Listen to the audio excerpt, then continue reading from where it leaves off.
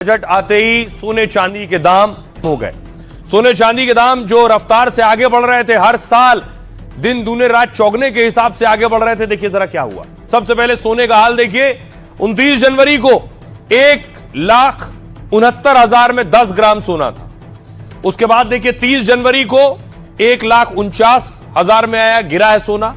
उसके बाद 1 फरवरी को 1,38,000 और गिर गया है। और फिर ये 1 फरवरी को 1,60,000। अगर देखिए जरा दो तस्वीरें, ये बजट से पहले की देख रहे हैं, यानी 30 को 1,49 था और जैसे ही बजट आना शुरू हुआ, बजट से पहले 1,38,000 पर आ गया, गिर गया। और बजट के बाद देखिए कैसे सोना की चमक बढ़ गई है और 1,60,000 प्रति 10 ग्राम पहुंच गया है। यह सोने का हाल था। आइए, बड़ी बात यह है कि सोने के दाम आखिर क्यों बढ़ रहे हैं, कब तक बढ़ेंगे और कहां जाकर। सोने के दाम में तेज उतार चढ़ाव का दौर चल रहा है और 2 दिन पहले सोने ने महंगाई के सारे रिकॉर्ड तोड़ दिए थे। 10 ग्राम सोने की कीमत 1,69,000 रुपए तक पहुंच गई। साथ ही लेकिन बजट से पहले इसके दाम 1,38,000 रुपए तक पहुंचे। मतलब 2 दिन में सोने का भाव करीब 31,000 रुपए तक गिर गया। हालांकि बजट के बाद सुधार हुआ और 1,60,000 तक जाकर यह रुका। अर्थशास्त्री मानते हैं कि ग्लोबल स्तर पर जब भी तनाव या अनिश्चितता आती है, तब निवेश के लिए सोने को सबसे सुरक्षित विकल्प माना जाता है। तब आम लोग भी पैसे या शेयर बाजार से ज्यादा सोने पर भरोसा करते हैं। लंबी अवधि के निवेश में सोने से ज्यादा मुनाफा होता है और 20 साल में सोने की कीमतें आप देखिए तो 1600% का इजाफा हुआ है 20 साल में। 2006 में जो सोना 10,000 रुपए का था, आज वो 1,60,000 रुपए का हो गया है। कहते हैं कि इस उतार चढ़ाव की बड़ी वजह है सेंट्रल बैंकों की भारी खरीदारी, यानी दुनिया के जो बड़े बड़े केंद्रीय बैंक हैं, कई देश विदेशी मुद्रा भंडार में डॉलर कम कर रहे हैं, अब सोना बढ़ा रहे हैं, सोने का रिजर्व कर रहे हैं। देशों को डर है कि राजनीतिक टकराव बढ़ा तो डॉलर पर असर पड़ेगा। ट्रंप की धमकियों से यूरोप के देश भी डॉलर से दूरी बनाने की कोशिश कर रहे हैं और भविष्य के जोखिम से बचने के लिए सरकारी खजानों में सोना जमा किया जा रहा है। जब बड़ी बड़ी संस्थाएं बाजार में उतरती हैं तो मांग बढ़ती है और सप्लाई कम होती है और इससे सोने के दाम एकदम से बढ़ जाते हैं। इस समय भी यही हो रहा है। जब दुनिया के बड़े देश सोना बेचते हैं तो इसकी अफवाह फैलती है तो गिरावट आती है।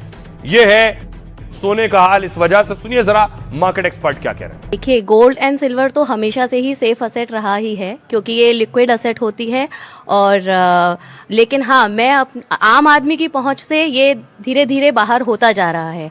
एक आप फॉर एग्जांपल, अगर मेरा बजट 50,000 रुपये का है तो जहां मेरा 10 ग्राम गोल्ड आ सकता था, आज की डेट में वो 2 या 3 ग्राम आएगा। तो इन्वेस्ट वाइसली। आम आदमी पहले जो इन्वेस्ट करता था वो ज्वेलरी में कर देता था और मेकिंग चार्जेस पे कर देता था, लेकिन आज की डेट में उनको इन्वेस्टमेंट बहुत वाइजली सोच समझ के करना है और उसको एंड यूज़र की तरह नहीं, एक इन्वेस्टर की सोच के साथ उसमें सोने और चांदी में उसको इन्वेस्ट करना है। इसमें जो है सोना चांदी गिरने का सबसे बड़ा कारण था कि एक तो ओवरबोट पोजीशन में था, दूसरा जो इसमें सटोरिये घुसे हुए थे, इंडिया में लेते थे सोना कॉमिक्स में और चाइना में महंगा था, वहां बेच देते थे। कोई भी अगर वायदा कारोबार में सौदा करता है तो उसके मार्जिन 50% जो 25% 30% तक चल रहा था वो 70% तक पहुंच गया क्योंकि उतार चढ़ाव बहुत ज्यादा हो गए। तो अब मैं आपको बताऊं, न सिर्फ सोना, चांदी का हाल देखिए जरा। चांदी तो सोने से कहीं आगे बढ़ गई। ये चांदी धड़ाम हो गई बजट आते ही।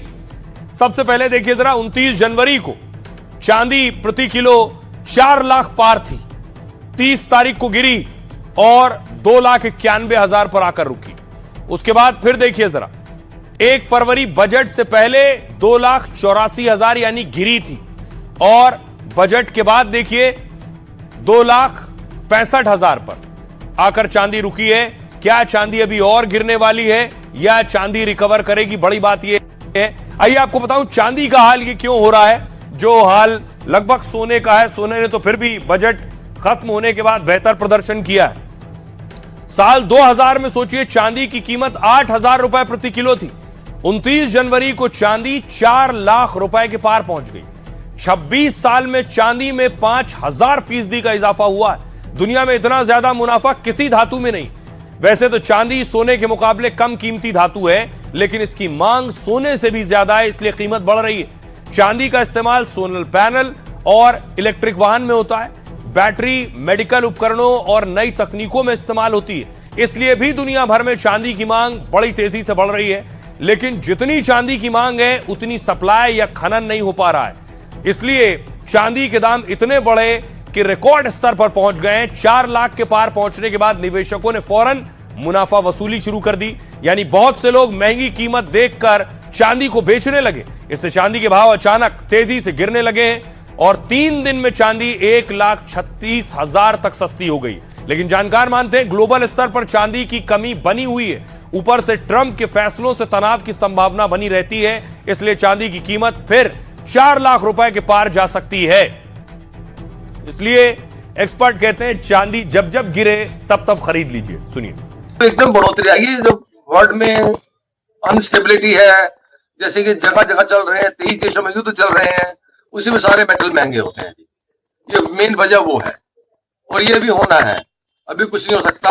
मेन तो वार सोने चांदी की है जी, मेन तो या तेल की है, तेल के पीछे सोना, सोने के पीछे चांदी, सब एक चीज के साथ चलता रहता है जी। अब देखिए बजट आ गया, बजट आने के बाद विपक्ष क्या कह रहा है, बड़ी चीज है। विपक्ष आज प्रोटेस्ट कर रहा था, अखिलेश यादव संसद के बाहर प्रदर्शन कर रहे थे। रोहित फॉर्मूला 1 लागू करो, लागू करो, लागू करो, फॉर्मूला 1 लागू करो, लागू करो, लागू करो। दूसरी तरफ देखिए जरा, पश्चिम बंगाल के आसनसोल में क्या हो रहा था, वहां भी प्रदर्शन हो रहा था।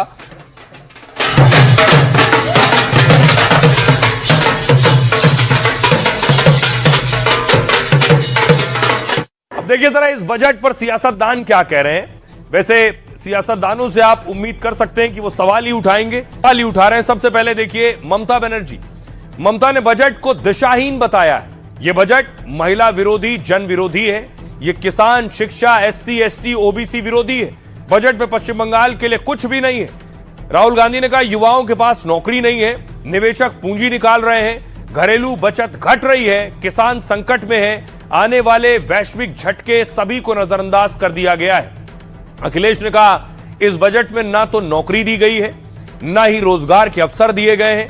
यह बजट गरीब का पेट नहीं भर सकता, यह सपने दिखाने वाला बजट है। संजय सिंह ने कहा सरकार ने हर साल 2 करोड़ नौकरी का वादा किया था, 12 साल पूरे होने पर 24 करोड़ नौकरियों का हिसाब दें, और इतने साल बाद भी युवाओं को नौकरियां क्यों नहीं मिल रही। ज्योतिरादित्य सिंधिया ने कहा यह एक प्रगतिशील बजट है, यह अर्थव्यवस्था के हर सेक्टर पर फोकस करता है, यह हर नागरिक के लिए बजट है, यह भारत को सशक्त और शक्तिशाली बनाएगा। सुनिए जरा विपक्ष को क्या कह रहा है। This financial budget of 26 and 27 placed by central government, it is totally full of sound and fury. Totally it's a directionless, visionless, missionless, actionless. Economy is derailed, anti-women, anti-poor, anti-farmers, anti-women, anti-youth, anti-communers, anti-SC, anti-ST, anti- नौजवानों के लिए हर एक sector में अवसर उपलब्ध हो, यह सबके साथ साथ जो व्यापक रिफॉर्म के साथ अलग अलग सेक्टर में रिफॉर्म को लेकर के जो बजट प्रस्तुत किया गया है, यह आम नागरिकों के जीवन को सहज और सरल बनाने में मदद करेगा। ये बजट गरीब के समझ के बाहर है, ये समझ से बाहर बजट है, ये सपने दिखाने वाला बजट है। जिन लोगों ने अपने पुराने घोषणा पत्र पे कोई काम न किया, उनसे उम्मीद क्या करोगे? बीजेपी से उम्मीद ही नहीं तो बजट से उम्मीद क्या करेंगे? ये हमेशा बड़े लोगों के लिए, 5% के लोगों के लिए बजट बनाते हैं। विकसित भारत 2047 का बजट पेश है, जिसमें गरीब, युवा, अन्नदाता और महिलाओं पर विशेष फोकस किया गया। खास करके बजट की जो दिशा और लक्ष्य है, वो लक्ष्य भारत को सशक्त भारत की तरफ ले जाने का है। आज हमारे बजट में कोई अग्रेशन नहीं, कोई विजन नहीं, 100% कंप्लेसेंट बजट, एक बहुत ही दुर्भाग्यजनक बजट आज निकला है। युवा शक्ति को केंद्र में रखकर जितने ये सारे वर्टिकल्स एक्सपैंड होंगे उतनी ही जॉब अपॉर्चुनिटीज भी क्रिएट होंगी। मैं मानता हूं कि ये 47 विकसित भारत के निर्माण के लिए उसकी एक मजबूत नींव को तैयार करने वाला एक बहुत ही विजनरी बजट है। इस बजट में किसके लिए क्या है ये वो बता ही नहीं सकी, इवन के चुनावी राज्यों के लिए भी कुछ नहीं। तो कुल मिलाकर के ये पूरी तरह से विफल बजट है और कोई बात नहीं, हमें कोई उम्मीद भी नहीं थी।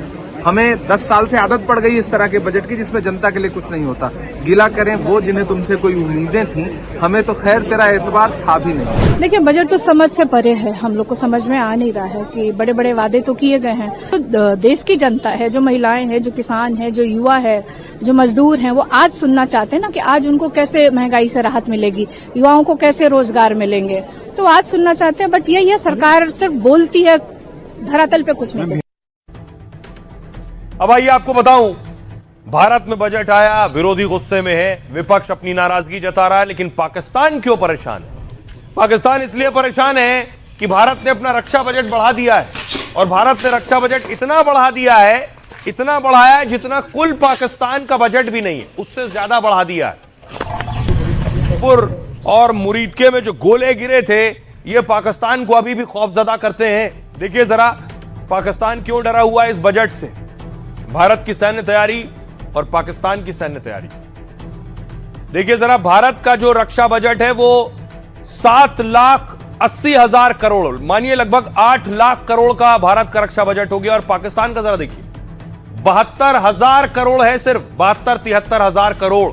भारत का बजट इस साल बढ़ गया लगभग 1 लाख करोड़, उनका कुल बजट 72-73,000 करोड़, यानी जितना हमने एक साल में बढ़ाया उनका उतना कुल है। भारत का रक्षा बजट पाकिस्तान की तुलना में देखिए जरा 10 गुना ज्यादा है। ऑपरेशन सिंदूर के बाद भारत का पहला बजट पेश हुआ है। वित्त मंत्री ने 7,80,000 करोड़ रुपए का बजट आवंटित किया है।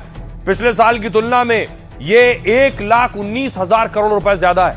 भारत ने जितनी बढ़ोतरी की है उतना पाक का रक्षा बजट भी नहीं। बजट का बड़ा हिस्सा नए हथियार, फाइटर जेट खरीदने पर खर्च होगा, हेलीकॉप्टर, मिसाइल सिस्टम, रडार खरीदने में इस्तेमाल होगा। आधुनिकीकरण के लिए कैपिटल बजट 2,19,000 करोड़ रखा गया है। और दुनिया में जंग के माहौल और पाक चीन खतरों के बीच रक्षा बजट बढ़ा है। ऐसे माहौल में भारत अपनी सेना को आधुनिक बनाने की तैयारी में है। Drone, missile, fighter jet, cyber सुरक्षा से लैस होना है भारत का मकसद। रफाल फाइटर जेट, सबमरीन और UAV ड्रोन प्रोजेक्ट पाइपलाइन में है भारत। रक्षा बजट का बड़ा हिस्सा इनकी खरीद में खर्च होगा। ऑपरेशन सिंदूर के बाद रक्षा बजट बढ़ाने की मांग हो रही थी और रक्षा बजट में स्वदेशी उत्पादन को बढ़ावा देने पर सबसे ज्यादा जोर है। 2029 तक 50,000 करोड़ के रक्षा निर्यात का लक्ष्य है और तटीय सुरक्षा के लिए 9,676 करोड़ रुपए आवंटित किए गए हैं। पाकिस्तान अधिकतर चीन के हथियारों पर निर्भर है। ऑपरेशन सिंदूर में चीन के हथियार भारत के आगे टिक नहीं सके थे और चीनी डिफेंस सिस्टम और J-10C जेट को भारत ने तबाह कर दिया। यह आपके सामने आ गया। भारत जो दूसरे देशों को, अपने पड़ोसियों को भी बजट एलोकेट करता है, उसमें सबसे ऊपर देखिए अफगानिस्तान का बजट था लगभग 150 करोड़, तो 50 करोड़ रुपए उसका बजट बढ़ा दिया गया है। बांग्लादेश का बजट 60 करोड़ था और 60 करोड़ कम कर दिया गया, यानी 60 करोड़ दिया गया, 60 कम कर दिया गया। पहले 120 करोड़ था, आधा गिरा दिया गया है बांग्लादेश का बजट। उसे इस तरह के खुराक की सख्त जरूरत थी। मालदीव को भी देखिए झटका दिया गया है। 550 करोड़ मालदीव का बजट था जो अब कर दिया गया 50 करोड़ कम, यानी 500 करोड़। नेपाल को 800 करोड़ बजट को में 100 करोड़ रुपए और ज्यादा जोड़ दिए गए हैं। भूटान में देखिए जरा 2,288 करोड़ भूटान को बजट भारत देता था और अब 138 करोड़ रुपए बढ़ा दिए गए। लेकिन सबसे ज्यादा झटका बांग्लादेश को लगा है, आधा बजट कम कर दिया गया है। भारत के बजट में हर साल विदेश मंत्रालय को भी बजट जाता है। दुनिया के अलग अलग पड़ोसी और दुनिया के देशों को भारत से बजट मिलता है। भारत ने बांग्लादेश को इस बजट में सबक सिखाया है जो जरूरी था। बांग्लादेश का आवंटन 60 करोड़ रुपए कम कर दिया है भारत ने। नेपाल, भूटान का बजट बढ़ाकर चीन को भी भारत ने टेंशन दे दी है और इस बजट में चाबहार परियोजना के लिए राशि आवंटित नहीं हुई है।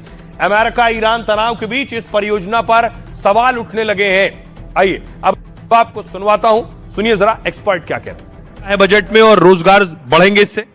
बिल्कुल रोजगार बढ़ेंगे। सुबह से जो बातचीत हो रही थी कि किस तरीके से नए टेक्सटाइल पार्क बनाए जाएं, इसके अंदर उसको प्राथमिकता दी गई है कि नए टेक्सटाइल पार्क बनाए जाएंगे और खाली टेक्सटाइल पार्क नहीं। सुबह से बात यही हो रही थी चर्चा में भी कि किस तरह से स्किल लेबर मिले, उसके लिए इन्होंने फिर से एक किस किस क्षेत्र में स्किल लेबर की अभी डिमांड बढ़ने वाली है बताइए? सबसे ज्यादा टेक्सटाइल के अंदर बढ़ने वाला। बजट इंफ्रास्ट्रक्चर पे फोकस्ड है, जिसकी बहुत ज़्यादा ज़रूरत है, जिससे कि जो मैं पहले बात कर रहा था उससे रूरल डेवलपमेंट को बहुत मदद मिलेगी। ये लोकल को ग्लोबल बनाने का बजट है, क्योंकि एमएसएमई क्षेत्र में ये विशेष ध्यान दे रहा है। कैपिटल एक्सपेंडिचर में वृद्धि की है।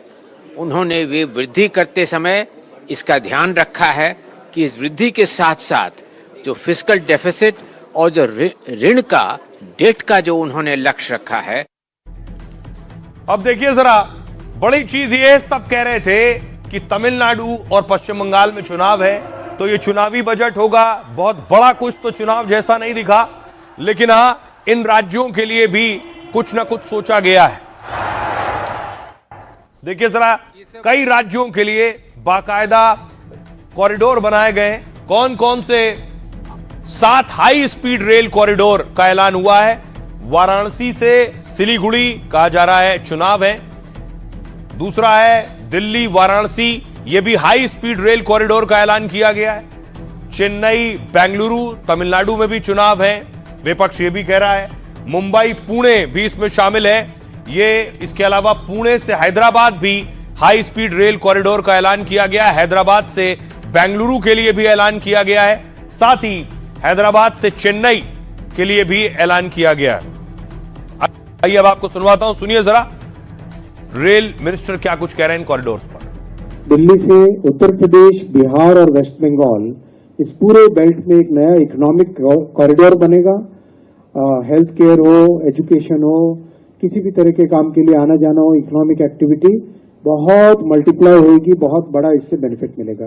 करीब ये 4000 किलोमीटर के 7 नए कॉरिडोर्स हैं और करीब 16 लाख करोड़ रुपए का इन्वेस्टमेंट इन सब में आएगा।